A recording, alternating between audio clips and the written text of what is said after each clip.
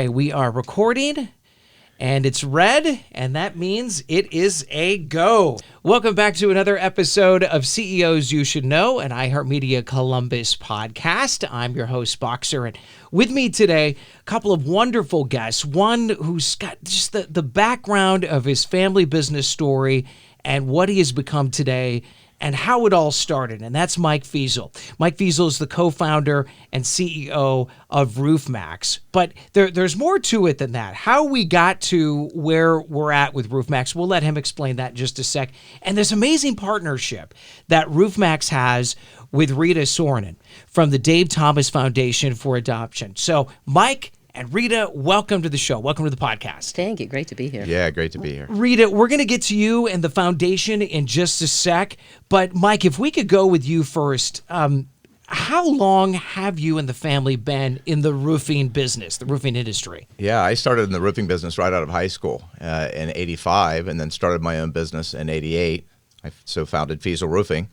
And then my brother came back a year later to be my partner. So, over 35 years. That's incredible. In the roofing business. In the roofing business. So when you started, were you one of the guys that was up on the roof? Yeah. Absolutely. See, you started with humble beginnings then. I borrowed my dad's ladder and put it on top of my car and started cleaning out gutters. That led to somebody who knew an individual at MI Homes, got a really small contract with them, and it just kind of went from there. So let me ask you, Mike, and Mike Feazel is with us. Of course, his new company is Roof Maxx, but goes a long ways back with Feazel Roofing, and he'll share that with us with that company and where it's at today. But growing up, I mean, is that what the family did? Did the family, what did Dad do? No, my father ran the maintenance department at Anheuser-Busch. Oh, wow. My stepfather was a concrete contractor, so I was around construction. But a family friend was in the roofing business. My brother worked his way through college with that company, a very small business in Westerville. He went off to Florida and was in technology and electronics. And then I worked with the same family friend for about 6 months out of high school. Yeah. And realized I didn't want to be a roofer. Very difficult work. Stepped away from it. And it was about a year and a half later I came back and started doing maintenance on people's homes, cleaning out gutters. Ultimately went to school for a trimester, and while I was in school, had the opportunity with MI Homes. And so that's kind of how it started. I dropped out of school and started building my company with MI Homes. Within a year, my brother came back. We got out of new construction and really started to build a retail business, which obviously became, a company that just really focused on roof replacements, maintenance, and doing advertising with the stations that are here at iHeart today. There wasn't iHeart back then. Yeah. Well, and by the way, we appreciate the partnership. We truly do. I love hearing stories like yours, Mike, the entrepreneur spirit stories, because nowadays in 2024, we hear a lot of technology stories. Oh, someone was coding and now they have their own app. But you literally have taken something, a trade, a talent, I'm going to say too, and built it into what I would call an empire. But it's not an easy task. It's not like you're sitting behind a desk. You touched on it. This is truly, I'm guessing, probably one of the toughest jobs in the world, and that's roofing. Very physical. In the construction business, it's like a factory, but it's a fragmented factory. And no two pieces are manufactured in the same way, right? You're doing homes across the city or across multiple states or the entire country. So that makes it difficult. Blue collar is really coming back, the service technicians across many trades. So that's exciting to see. But in the early days, it was hard to get labor, quality labor. Mm-hmm. So you really had to, you had to do a lot of training. Yeah. So, but no, we love the business. It's an amazing industry. It's gone through its ups and downs. A little bit of the downs is why we started Roof Maxx, and I can get into that a little later. Yeah, absolutely. So, yeah. Well, look, let's fast forward a little bit. So, like you said, you and your brother, you formed Feazel Roofing, and what year was that you started that? 88. Okay. Yeah. Was it from scratch, Mike? Basically, did you have any contracts before you, like in the back of your pocket? You're like, well, I could go to MI or I could do this, and we're set to go. Or was it there was no money coming in, no business at all? No, I was making money from cleaning out gutters, and then they would let me do maintenance around the home, and I'd build relationships. Yeah. And then I had the opportunity with MI Homes. My first few jobs, probably the first 10 or 15 jobs before I had the money, I was literally pulling up to an MI Home job site with my powder blue Honda hatchback with a ladder on the top, my dad's borrowed ladder. And then I saved enough money and went and bought an actual construction truck. Yeah. And it kind of went on from there. So no, the early days were rough. Please tell me you still have that ladder. Do you still have the ladder? It's my father's ladder. He still has it. He took it back. That's great. I love that. Many memories there. Yeah. Well, the story behind Feazel Roofing, and you've since sold it, but you're very tight still with the owners, from what I understand, correct? Yes. But there was a point where you had built this business up to this brand name, and I love talking about brands, but eventually, Mike, business was good, it was booming, you built this incredible brand, but you came to a point where you decided, I think it's time to sell. Was it just the offer was too good to pass up? Explain. Partially. So things had changed in the roofing industry quite a bit. What can I ask? What changed? What storming has become a big thing. So by 2003, we had never had a major hailstorm hit Columbus, Ohio. 2003, major hailstorm hit the city. Thousands of contractors across the country came in, the stormers, if you will. Yeah. At that time, the weather had shifted, and really east of the Mississippi started to see a lot of storms, hailstorms. We were hit again in 2006. There was the windstorm of 2009, which was just the remnants of Hurricane Ike. I think it's the first hurricane force winds we've had. I think they sustained hurricane force winds for 8 hours in the city. Wow. So that really changed the dynamics of the industry, while at the same time the manufacturers were removing asphalt from asphalt shingles. So today's product is 1/3 thinner and lighter than shingles of, let's say, the 80s and even into the 90s. And this product is lasting for 15 and 20 years. In the early days when we were installing roofs, they lasted for 30 years. Today they call that a 50-year product. And my brother and I had a problem with that. We would tell our customers, but then you had other roofing contractors saying, well, they're using a cheap product. Our product will last for 50 years. It went from 30, they called it a 30, then they called it a 40, and then a 50. All of the manufacturers were kind of forced into the same game. And so we didn't like the lack of integrity that we saw. Yeah. I think most contractors today, and I think many homeowners are aware that shingles don't last as long as they did. Sure. That's why you see such an explosion in metal roofing. You see metal roofing everywhere. Right. Now. Yeah. People are, the older generation doesn't want to buy a new roof every 15 or 20 years. Mm-hmm. Today, Columbus, Ohio, it's over $20,000 for a new roof on average. Yeah. So it's very, very expensive. And so less asphalt means less petrochemical oil.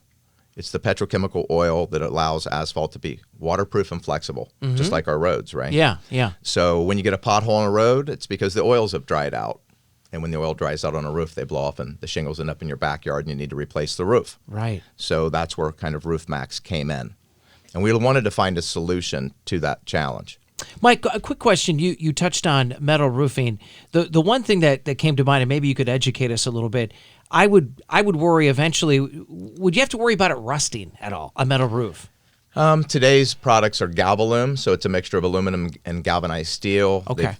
They truly do have 50-year coatings if you're buying a quality product. Mm-hmm. But in metal, there's the same things that you have happening, right? There's the cheaper products, which is mostly around the coating that is installed or that is applied at the factory on the coil. Yeah. This all comes out of a coil. Yeah. But no, metal roofing is the way to go if you're long term. The home that I built after I sold Feazel Roofing had a metal roof. Oh, wow. Yes. Okay. So it sounds to me, and I don't want to put words in your mouth, Mike, but it sounds to me like you were inspired to figure out better technologies for roofs, and that's one of the reasons you sold Feazel. Yes, we were looking for more sustainability. The commercial roofing industry has evolved over the last 30-plus years that I've been in the industry. Yeah. And today, the flat roofing systems, the majority of them get some type of a coating. GE has entered that space. So, and other large manufacturers. So most roofs today on commercial properties, they don't just install it. They install it, maintain it, and then put coatings on top of it over time. and get a lot more life out of that roof. So the life cycle cost is considerably less, and you're keeping debris out of landfills. But there wasn't a solution for steep slope or asphalt shingle roofs, which is 85% of the U.S. and Canadian markets. Yeah. So most everything has an asphalt shingle on a steep slope roof, a church, a school, a home. And so we wanted to figure out a way to maintain and extend the life of those roofs, and that's what Roof Maxx really is about. So you started Roof Maxx in, 2017 or something like that? Or we hard launched in 2019. We started in 17 and then hard launched in 2019. But we had to form some partnerships with the American Farmer, the Soybean Association here locally. Ohio State University was involved with testing, environmental impact studies. Battelle Labs was involved with increasing the formulation, the quality of the formulation. So we had a lot of local involvement with other great organizations and institutions here. Yeah, Mike Feazel is with us. He's one of our guests with CEOs You Should Know and Iheartmedia Columbus Podcast. He's one of the co-founders and CEO of Roof Maxx. We also have Rita Soronen with us, who is from the Dave Thomas Foundation for Adoption. Rita, we're going to get to you, I promise, in just a sec here. So you start Roof Maxx. Who are some of your big clients? So our dealers are nationwide. We have over 300 and I think it's 60, 70 dealers now. So we're in all the, in every state. And we're working for just Mr. and Mrs. Homeowner. As well as real estate investment trusts like LiveCore. They're the largest real estate investment trust, and multifamily. And real estate organizations, RE/MAX, HER, all of them. So we have, and when I say clients, right, they're the clients of our franchisees, if you will. Our dealers are the franchisees. It's not a franchise model, but it is the same. It's a dealership. These are independently owned and operated at the local level. Wow. So that's incredible. We're 60,000 plus customers now. I think we're over 200 million square feet treated at this point. Well, Mike and Rita, one of the things and one of the reasons we love to do this podcast, one, it's local, our love for Columbus. We love to talk with people that are entrepreneurs and are the fabric of this community, and you two definitely are part of that. Explain, how did this incredible partnership between the two of you start? Rita? Yeah, it is an incredible partnership. And the work that we're in, a nonprofit organization, you depend on partnerships to get the mission done, and particularly this mission. So Mike came to us. He knew about us. He is a researcher. He knew more about this cause and the depth of this cause than anybody I've ever met, some of my board members even. And he I think he did his research and said this might be a good bet as a partnership to involve their dealers, to involve their customers in engaging in this cause of foster care adoption. So we're just delighted, and today's the day that we're actually announcing this partnership to his teams, to ours, and to anybody that will listen, because this is what it's all about in the nonprofit world, are these natural alliances that are committed and passionate about a cause, and that's what Mike and his team are. Mike, I want you to touch on it, but if you don't mind, real quick, just for those that are listening and who maybe are not familiar with the Dave Thomas Foundation for Adoption, would you mind explaining? Sure. Dave Thomas Foundation for Adoption is a national, nonprofit public charity. Yes, we're located right here in Central Ohio, but we have a footprint in all 50 states. We actually have a separate foundation in Canada as well. Our mission is very simple. It's to dramatically increase the adoptions of children who are in foster care through no fault of their own. They've been abused, neglected, abandoned, and their cases have risen to the level that a court has permanently severed their legal relationship with their biological family. So they're legal orphans in this country waiting for a family to step forward. And too many of those children turn 18 and leave foster care without a family, frequently to negative outcomes because they don't have that safety net of family. So those are the kids that we're most concerned about. That's 20,000 a year in this country who turn 18 and don't have a family. 117,000 children, as we sit here today, have been freed for adoption and are waiting for families. So we work on all of those issues. We have programs that help move them out of foster care and into adoptive homes, lots of awareness raising. And we were founded by Dave Thomas, the founder of another Central Ohio-based company, the Wendy's Company. He was adopted, and it was his story that as he was moving into late in his career, wanted to really put into action what was very much in the DNA of the Wendy's Company, which was giving back in the communities in which they operated, not unlike what Mike is doing. And so he created the Dave Thomas Foundation for Adoption. In 1992, as a national nonprofit public charity. I think we're mistaken sometimes for a corporate charity or a family charity or even a community foundation. We're not, and we love that we're an independent nonprofit public charity, arm in arm with the Wendy's Company and anyone else that will step along with us in this cause. But Dave Thomas created it that way, I think, so that we would get out, so we would talk about these children, so that we could dispel the myths and misperceptions that surround them and keep them in foster care much too long.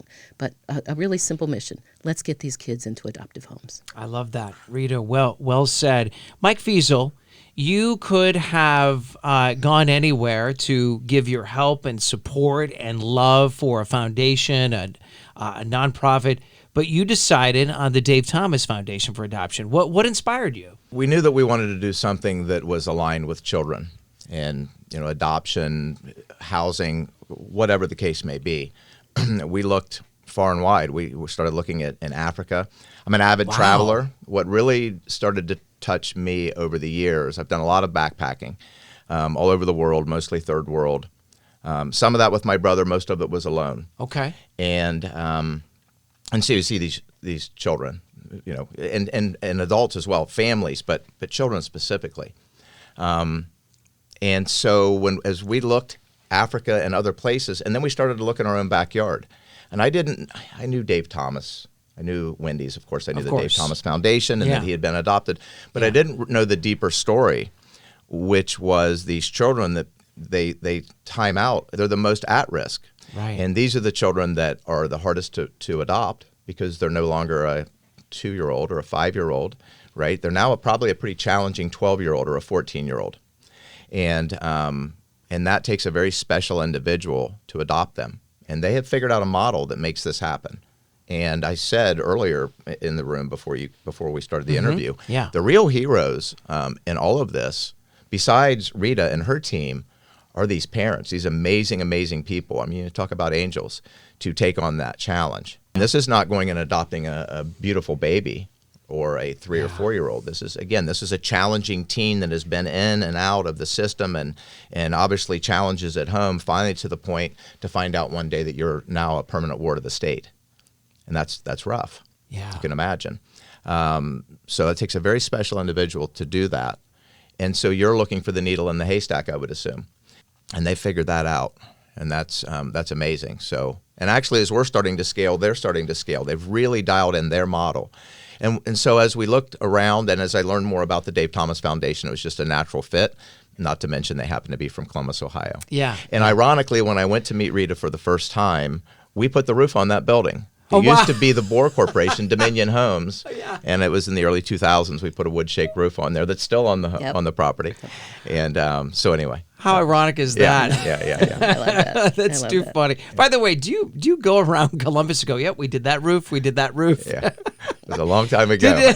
Yeah, I'm sure. We've done a lot of roofs here, for sure. But I'm going to ask about what the partnership means and what we can look forward to moving forward. But if I could ask you real quick, Mike, clearly you're a very successful man. You touched on you like to hike and especially going to third world countries. Is there a reason for that? Does it? You seem like you're a very successful man, but you seem like a very humble man too. What is it that inspires you to see some of those things that we don't get to see every day? We're lucky to be in the country we're in. Yes, we are. I've always said if you wanted to solve the world's problems, if I were the president of the world, I would throw every child out at 18. They'd have to leave and they'd come back 2 years later after they had about 5 stamps in their passport. I think a lot of things would change. When you go out and realize how fortunate that we are. Not to mention, it's not just all of the poverty. I mean, just amazing people. When you get off the beaten path and not staying at a resort, Mexico's wonderful. And, all-inclusive resorts are great, and I've done it as well. But when you go off the beaten path, you really meet people, you understand the culture, and I just find it amazing. I love culture and I love people. So, Mike, have you had a favorite place that you've gone, people-wise, that, wow, I really can't wait to get back and talk with those people again? Yeah, I love Mexico. It's always been a kind of a special spot in my heart. And actually, there was this young man that I met. He was selling bracelets. Yeah. And it was in Cancun, and he was selling bracelets in the plaza. His name was Miguel. He was probably 8 or 9, And I thought that was, his name was Miguel. I said, oh, my name's Miguel. And so he thought that was cool. And his little bit of English, my little bit of Spanish. And so when I would see him, I would always interact with him just a little bit. He was busy. He was working. I'm walking home one night to the hotel, and I look in a doorway, and there's 3 kids laying on a cardboard box, and one of them was Miguel. And it really floored me. And I had no clue. You wouldn't have thought. I mean, he was just so much energy and positive and just such a neat little guy.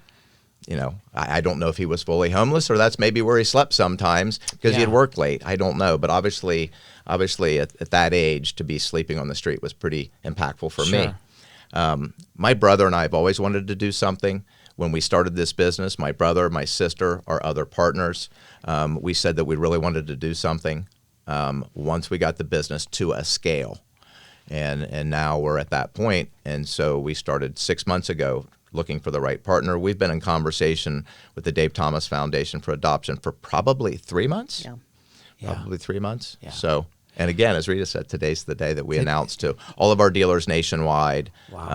And we're just so excited. What does the future look like then for the Dave Thomas Foundation for Adoption moving forward? Yeah, well, I'll start with, at a very basic level, it's about fundraising. As a nonprofit organization, if we can get people engaged in the cause and they feel moved enough that they'll help donate and make things happen. But at a much bigger level, this is about understanding that nothing happens in this world without people working together, without people understanding what it is that is behind the dynamics of foster care and kids in foster care. And Mike's right. We talked about, the children we serve aren't necessarily the babies in foster care, although they're there. They're teenagers and children in sibling groups and children with special needs and children, sadly, who have been in foster care for so long that they just want to get the heck out of there and be on their own, and they don't understand the need for family, and so they push against family. So if we can get people engaged that right here in our backyard in Columbus or the backyard in Oklahoma City or whatever your backyard is, there are children who simply need someone to step forward to foster and hopefully to adopt and bring them into their family. And so partnerships like this help us get that message out in a much broader way. And when there are passionate groups involved, when the dealers are involved, when their customers are involved, we see phenomenal things happen, not just at the fundraising level, but at that understanding level of moving to action level on behalf of these kids. So it's really both of those. Yeah. Rita, I was thinking as you were talking too, your reach is nationwide plus Canada. Yeah. Mike, with your company and Roof Maxx, same thing. So this is a great marriage here. Yeah. And especially to get the word out. Anything you want to add to what Rita just said?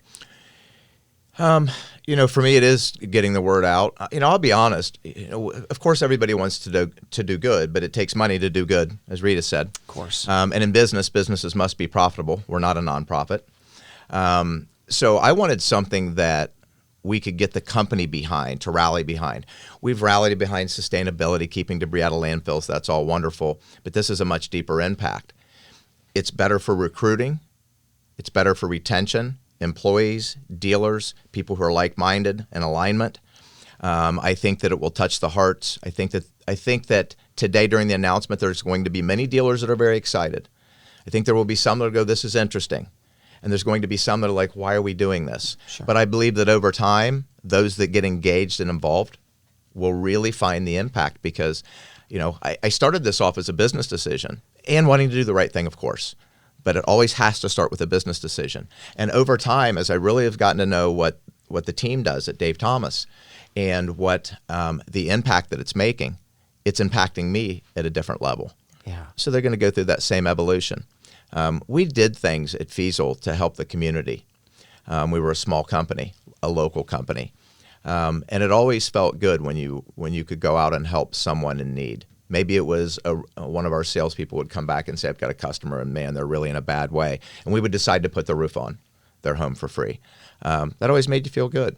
Yeah, absolutely. And so I know that this is going to impact many people beyond just the core people in the company, but all of the dealers at a broader level, not to mention the story that they're going to tell each time they're sitting at the kitchen table with the customer, and now make them aware of the Dave Thomas Foundation for Adoption and really what it means. Rita, where can a person, if they want to help or just find out more, where's a good spot to go? Yeah, we've got a very robust website, www.davethomasfoundation.org. And there's all kinds of ways to jump in, to help, to learn more about what this foster care situation means. We also have an 800 line, 1-800-ASK, ASK-DTFA, if folks want to get a live voice during business hours. Yeah. By the way, if I could ask too, with the Dave Thomas Foundation for Adoption, do you oversee almost the entire process from the foster parents themselves to the care they're getting in the homes? I mean, what's your umbrella over? Yeah, it's a great question. We typically step in at that point at which children have been freed for adoption. So the court has legally and permanently severed the relationship with their family. Now they're sitting in foster care, and they have already been in foster care for 2 or 3 years. Now they're sitting there waiting either until they age out at 18 or until someone steps forward and adopts. So that's our sweet spot. We certainly work with states and counties all across the nation who provide that foster care support, and right here in Columbus, Ohio, through Franklin County Children's Services and others. But that's not where we put our effort. We put our effort into those children who are waiting to be adopted. Rita, by the way, have you always done this line of work? What's your background, if you don't mind me asking? No, it's a great question because it's not too dissimilar to Mike in a way. I was on an entirely different track. We had just moved back to Columbus, Ohio. I had an infant myself, and there was this horrendous case in the news about an infant that had been abused and died. And I was primed. And I was also one of those kids that, much to my parents' consternation, was always pounding my fist saying, that's not fair, when it had to do with kids. So I always had an innate sense, I think, of justice for kids. But that was a pivotal event. I started volunteering here in Columbus for what was then the League Against Child Abuse, and began to learn about what are the dynamics that cause a parent to harm the child that they should be keeping safe. And began to understand those dynamics. That turned into a staff position. So was there for nearly a decade, learning as much as I could about the dynamics and building my professional experience as a program builder, and then had the opportunity to move to another organization and lead the court-appointed special advocates program here in Columbus, Ohio, that works with families once abuse has occurred. They're now involved in the legal justice system. Who's the advocate? Who's the voice for the child in that situation? And was there and began to develop that leadership sense. But that really important part of growing a business is, how do you build and deeply maintain relationships that help you advance the cause? And then had the unique opportunity about 22 years ago to join the Dave Thomas Foundation for Adoption. So for me, it's been, I'm not sure where the full circle ends, but it's been full circle from that prevention piece. How do we keep kids out of foster care? Intervention, what do we do once they jump into foster care? How do we be their best advocates to get them home, hopefully, but if not, to get them on the right track for adoption? And then here, now that we've created so many legal orphans in this country, how do we get them home quick? Yeah. Rita, bless you. You're doing God's work. You truly are. Look, as we wrap up, tell us the future of Roof Maxx. What's next? Continue to grow the brand. Continue to build really strong partnerships. We're maybe a whisper in the ear of the consumer at this point nationally. Okay. Yeah. We will double the company, double the marketing. We're starting to come into the doubling. So we're probably 3 years away before people are like, okay, Roof Maxx, I've heard of that, right? Yeah. And it's another few years before I know exactly what that is. Yeah. And I believe in the next decade, rejuvenation is as common as water sealing your driveway. Yeah, yeah. Right? Or resealing your asphalt, right? It needs to become, so it takes time to build trust. Absolutely. You know? Well, look, I can't thank you both enough for your time. Mike Feazel, who is the co-founder and president CEO of Roof Maxx, and also Rita Soronen, who is the president CEO of the Dave Thomas Foundation for Adoption. Both of you, congratulations on this amazing partnership, and thanks for your time, and thanks for being a guest this week on CEOs You Should Know. Yeah, I appreciate Thanks so much. Yeah, I appreciate you having us on.